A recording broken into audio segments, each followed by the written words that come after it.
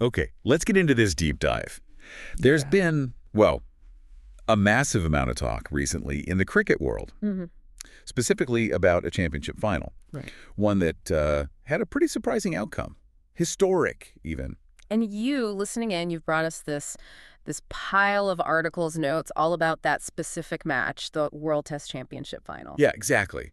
So our job here, together, is to sort of unpack all this material you've given us. Find the key stuff, right? Right. Cut through the noise, figure out what this huge match was really about, and maybe, why it matters so much. Okay, so the setting, Hmm. the final, played at Lord's, iconic place, Always special. in London, and this was super recent, June 11th to 14th, 2025. And based on these sources, this wasn't just another 5 days of cricket. It felt like it carried a lot of weight, especially, it seems, for one of the teams involved. And the big takeaway, the headline from all these sources, South Africa got the win, Yeah. Their first ever World Test Championship title. which is massive for them. So Yeah. let's dig into the details these articles are giving us. What actually happened on the field? Okay, the final result, plain and simple in the sources. South Africa beat Australia by 5 wickets. Okay, 5 wickets. And looking at the scores here, Australia batted first, put up 212. Right. South Africa's reply, only 138. Ooh. Yeah, that immediately puts them on the back foot. A pretty big deficit after just the first innings. And in Test cricket, that's often, a really tough spot. You're likely batting last, chasing something. Exactly. So Australia, in their second innings, added 207, which meant South Africa had a target to chase. Challenging one. Definitely. But they did it. Ended up 282 for 5. Getting over that first innings gap and then pulling off the chase, well, that says a lot. So looking through these notes on the key players, the performances, what really stands out for that South African chase? Well, the sources are unanimous, really. Player of the match, Aiden Markram. His innings sounds like it was just spectacular, absolutely vital, 136. In the fourth innings, under that kind of pressure, he was the rock. And Markram wasn't alone. Right. These sources also talk quite a bit about the captain, Temba Bavuma. Yeah, and there's this detail about a hamstring injury. Mm-hmm.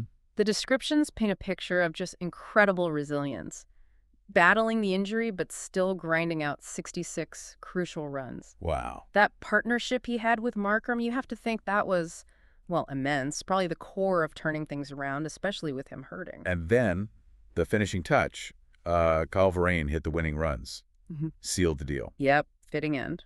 Now, obviously the chase focuses on the batting.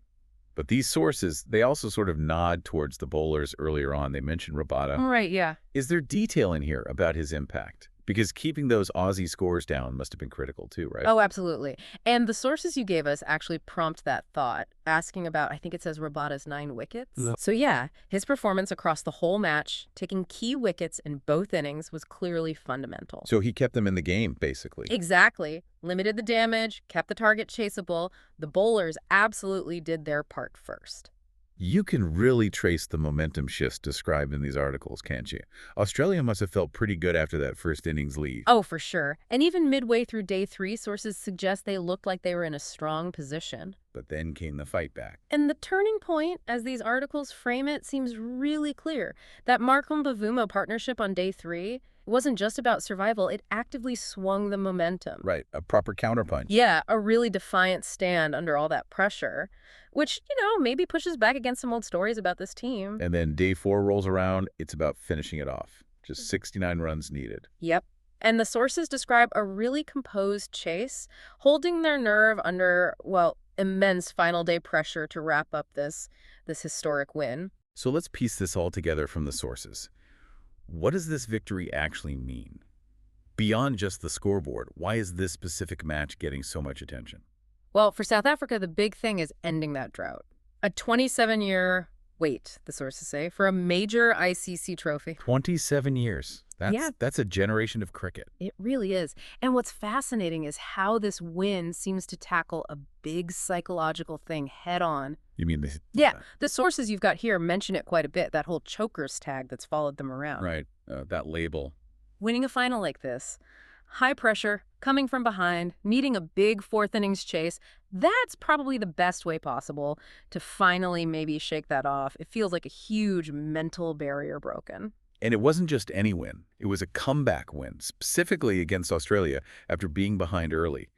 That resilience, that fight we saw from Markram and Bavuma, It feels like a direct answer to that history. Totally. And connecting it to the bigger picture, this isn't just, one trophy in the cabinet. It feels like it confirms South Africa's place, their rise on the world stage in Test cricket, validates this group of players. The sources also throw in a little detail on the financial side. The prize money. Oh, yeah. South Africa took home $3.6 million as winners. Hmm. Australia got $2.1 million for runner-up. Interesting footnote from the material. Yeah, not insignificant. So looking ahead then, what do the sources say is next? Cricket never really stops. True. For Australia, it looks like they're heading to the Caribbean pretty quickly. A 3-test series against the West Indies starting, June 25th. Okay, quick turnaround for them. And for the new champions, South Africa, their next big thing mentioned here is actually a trip to Australia. Oh, interesting. Rematch. Different format, though.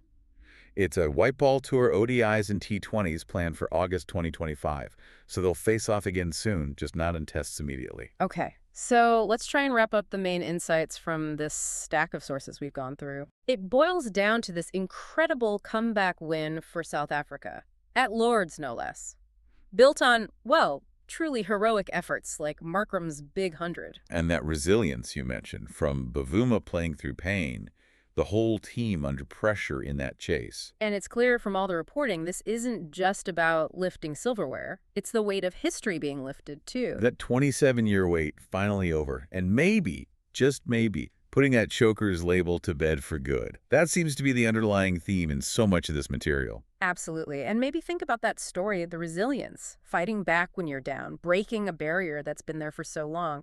How does that resonate, maybe not just in sport, but in other challenges you might be facing? Performing when the stakes are highest, with all that history weighing down. It's quite something. Yeah. And the source material itself, it kind of leaves us with more questions too, doesn't it? Like what?